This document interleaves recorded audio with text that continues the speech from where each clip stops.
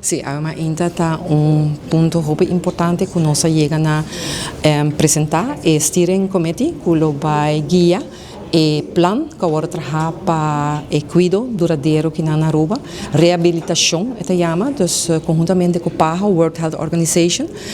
Direção de Gezondheid, senhora Eugene Thompson, está na cabeça de aqui, que a zorga o plano aqui vai trabalhar, conjuntamente com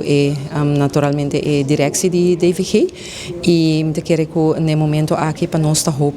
importante para lançar o Steering Committee aqui, que está consistido de diferentes entidades que vai trabalhar junto, nanta DVG MES, tem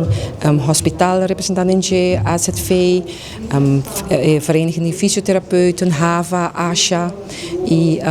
também esta é a plataforma de pessoas com limitação e eu quero que essa aqui está logro muito importante para nosso país, para conjuntamente com diferentes stakeholders, nós vai executar plano que vai trabalhar conjuntamente com o PAHO para assim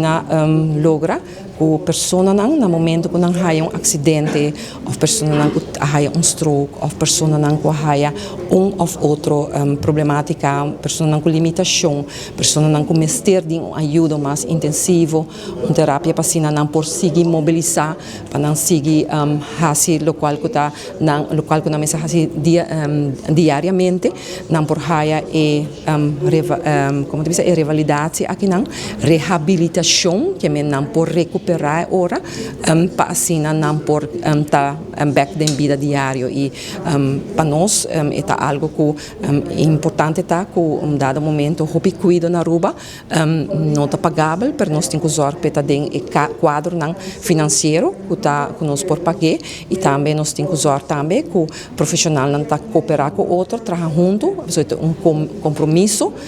entre todos os diferentes stakeholders e de nós banda naturalmente nos compromisso tá com a gente de nosso pueblo e pessoa com mestre de reabilitação e também passina nos por lograr tudo isso aqui não e